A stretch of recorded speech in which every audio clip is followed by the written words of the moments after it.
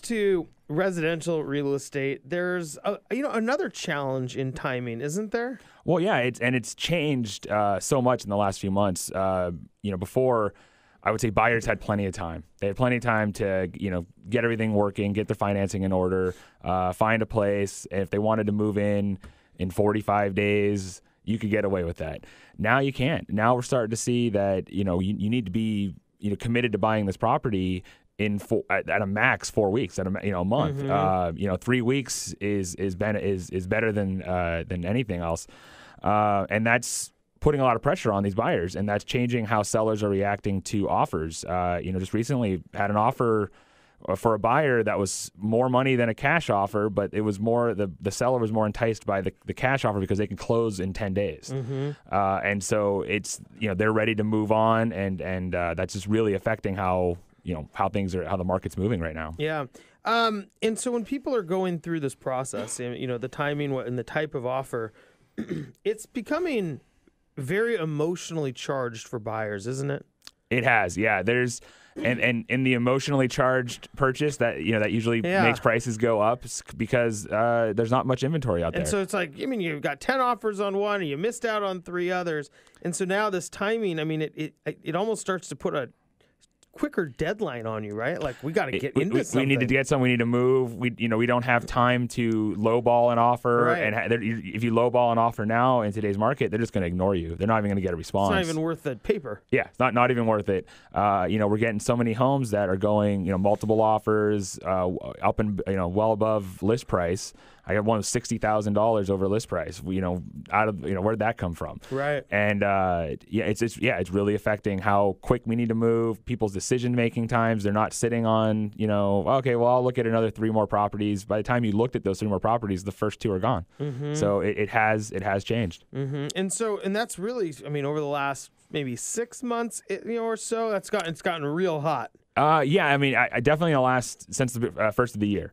And then, that's when it really started picking up. The confidence is back in the market. People are seeing the benefits of owning homes. Rates are down. Rents are up. Rents are up, yeah. So it's, people want to buy and people want to sell. Mm-hmm. And we're hopefully getting more sellers than buyers. But right now it's the reverse. We have way more buyers than sellers.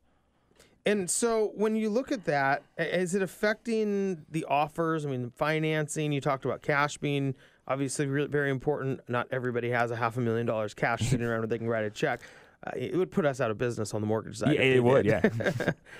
It definitely is. Like I was saying, that people are almost more enticed sometimes by how quickly we can make the deal happen versus the amount of money. And obviously, everybody has a price that they'd be willing to wait for. But when you're close, when you're within that $5 better or $5,000 more than the other guy, but he can close in 10 days or 2 weeks, and you have to wait 3 weeks to 4 weeks for financing. That's affecting people, that they're going after that quicker close because that seller wants to buy and move into their new place, and it's just changing the dynamics of the deal. Tell me a little bit about the speed of these deals going through. Whether it's 10 days, 14 days, a month, because when I look at it from the financing side, it puts a lot of pressure on the mortgage company, mm-hmm. obviously. But on the flip side, aren't some of the sellers, they don't always have a place lined up to go. So some of these quick closes, is it really benefiting people, or does it just sound good? It definitely, it's benefiting people because things are happening. The people are making their commitments to the purchase, and they're sticking with it because they know that things are moving fast, and they stick with it. But when you're a seller, before, if you were going to sell and buy something later, we'd recommend, list your property now, wait till you get an offer, and then go looking for another place. Well, now that's changed. Mm-hmm. Now you need to have a place lined up. You want to make sure you can buy a place, and then you list your property. Especially, it would depend on how hot that seller's property is to sell. But that's affecting because people don't want to, they don't want to move into a hotel for a few weeks and then move back to their new place. So it's really changed that now we're looking to find you a place to buy first, get that lined up, get an offer in, get that secured, then list your property. And that's going to make that transition for that seller even easier. Yeah, the fear of carrying 2 mortgage payments for a while is kind of out the window, isn't it? The fear, that's gone, and the other fear is people don't want to move twice. They don't want to have to move into something else, put all their stuff in storage. They'd like to do it all in one, movement, but sometimes that's hard to always guarantee. Hard to facilitate. It is, and but that is a driving force of why you should, if you're going to be buying, if you can, buy it now, get it locked in, and then sell your property. Yeah.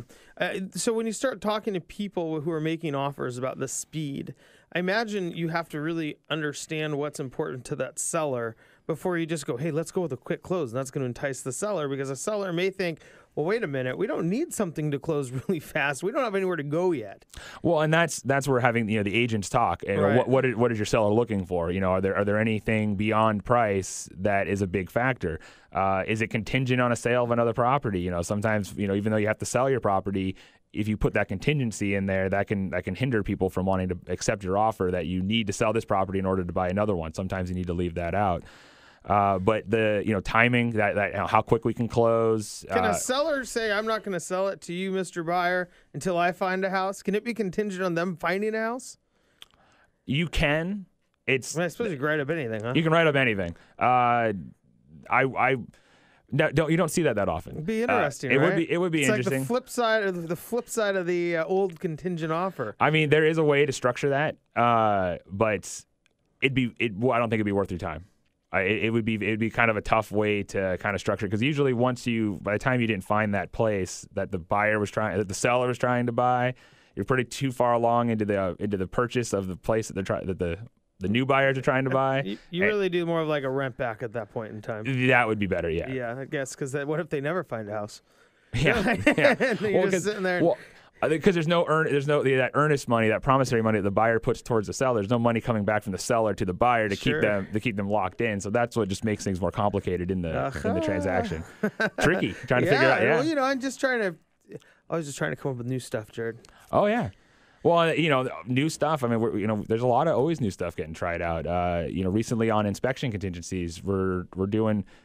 I always encourage full inspections. There's so many places that people are putting offers in with no inspections, and that's always scary to me. But putting in with that earnest money, if you back out because of an inspection, you forfeit half of your earnest money as an enticement to the seller to accept your offer to let them do an inspection. That was a little complicated. I can see it. I get it. But so it's a way for the buyer to remain strong with their offer, but still allow them time to do a full inspection. It seems that it is a highly competitive place when you start saying, I'm going to inspect your house, and I'll give you half my money if the house isn't very good. It is. Yeah, that's how competitive it is. But that is a strategy that can save buyers some significant money when they're going around doing the pre-inspections, and they're spending $300 a property, and they're on their fifth one.